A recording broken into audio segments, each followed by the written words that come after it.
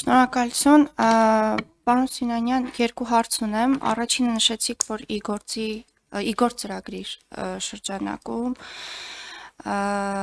մեկ տարի ժամկետով իհարկե գիտենք, վերադառնում են հայրենիք, աշխատում են, իրենց փորձով կիսվում են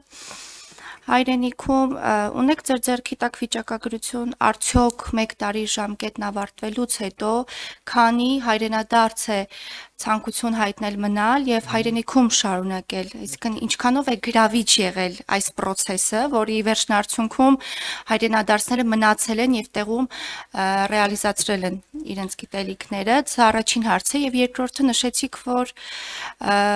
հայրենադարձներին տրամադրվում է տարբեր աջակցություններ, սոցիալական տարբեր խնդիրների լուծման ճանապարհին, աշխատանքի տեղավորման հարցն է լուծվել, բիզնես գործունեություն ծավալելու ընթացքում եւ այլ, այստեղ կրկին եթե վիճակագրություն կա ձեր ձեռքի տակ, խնդրում եմ նշեք մասնավորապես ինձ հետաքրքիր աշխատանքի տեղավորման համատեքստում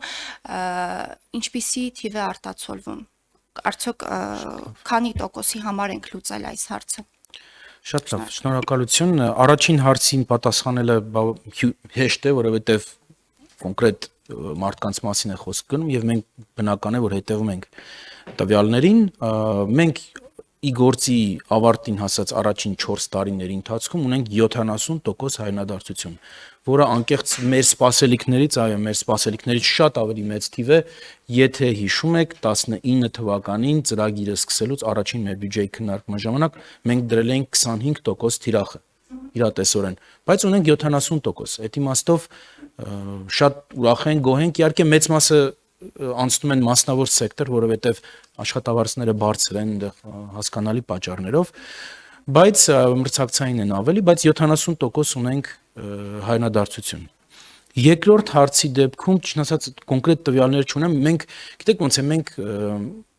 ստեղծում ենք ծրագրերը, մենք մարդկանց հրավիրում ենք օրինակ վերապատրաստման դասընթացների, մեր գործընկերների հետ, տարբեր նախարարությունների, տարբեր գերատեսչությունների հետ անցկացնում ենք տարբեր workshop-ներ եւ այլն։